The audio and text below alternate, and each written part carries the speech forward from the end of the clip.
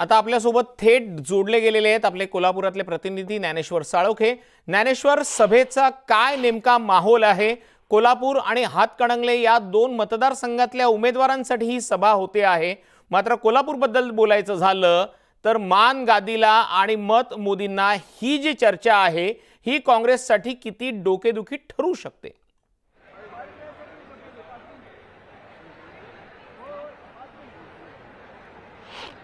काही वेळातच पंतप्रधान नरेंद्र मोदी हे आता कोल्हापूरमध्ये दाखल होणार आहेत आणि आपण या ठिकाणी पाहायला गेलं तर त्यांच्या सभेसाठी मोठी गर्दी या ठिकाणी होताना पाहायला मिळते। गर्दीचे लोंढे आता तपोवन मैदानाकडे येताना आपल्याला पाहायला मिळतात। मुख्यमंत्री एकनाथ शिंदे हे काल रात्रीपासूनच या सभेसाठी आहे ते कोल्हापूरमध्ये दाखल झालेले आहेत। त्यांच्याकडून सुद्धा या एकूणच निवडणुकी संदर्भात आहे ती रणनीती आखली जाते। देवेंद्र फडणवीस हे सुद्धा काही तासापूर्वी जे आहेत ते कोल्हापूरमध्ये दाखल झालेले आहेत आणि मुख्यमंत्री एकनाथ शिंदे आणि उपमुख्यमंत्री देवेंद्र फडणवीस यांच्यामध्ये आता या जागेबाबत आहे ती चर्चा सुरू आहे। आणि एकूणच पाहायला गेलं तर पंतप्रधान नरेंद्र मोदी आज कोल्हापुरात येत असल्यामुळे भाजप आणि महायुतीच्या मध्ये सुद्धा प्रचंड असा उत्साह आहे तो पाहायला मिळते। खरं तर आपल्याला माहितच आहे की कोल्हापूरची टॅगलाईन आहे मान गादीला आणि मत मोदीला, आणि तेच नरेंद्र मोदी आज कोल्हापूरमध्ये येत असल्यामुळे भाजप प्रेमी आणि महायुतीच्या प्रेमींच्या मध्ये उत्साह आहे तो दुणावलेला आहे। आपल्यासोबत काही कार्यकर्ते आहेत त्यांच्या सुद्धा प्रतिक्रिया जाणून घ्या।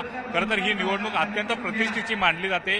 पंतप्रधान स्वतः या प्रचारासाठी उतरलेले आहे। होय, अतिशय प्रतिष्ठेची अशी निवडणूक आहे आणि अबकी बार 400 पार करण्यासाठी स्वतः नरेंद्रभाई यायला लागलेत आणि त्यांना ऐकण्यासाठी प्रचंड उत्साहानं 10 वर्षानं नरेंद्रभाई कोल्हापुरात येत आहेत आणि त्यांना ऐकण्यासाठी प्रचंड उत्साहात लोक यायला लागले। अतिशय इलेक्ट्रिफाईंग वातावरण असं आहे आता या ठिकाणी।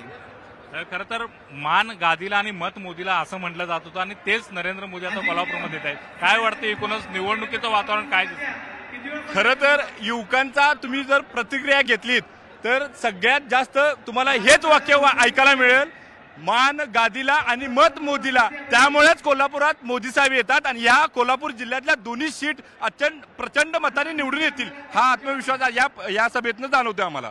नक्कीच प्रचंड मतांनी निवडून येतील या सीटा आणि या दोन्ही हातकणंगले आणि कोल्हापूर मतदारसंघासाठी ही निवडणूक अत्यंत प्रतिष्ठेची होताना पाहायला मिळते। आणि स्वतः नरेंद्र मोदी या प्रचारामध्ये उतरल्यामुळे महायुतीच्या कार्यकर्त्यांचा पदाधिकाऱ्यांचा उत्साह दुणावल्याचं या ठिकाणी पाहायला मिळते। आपल्यासोबत आणखीन काही कार्यकर्ते आहेत त्यांच्याकडून जाणून घ्या, काय सांगाल? नरेंद्र मोदी स्वतः आता मैदानात उतरतात, कोल्हापूरची निवडणूक कशा टप्प्यावरती जाते वाटते?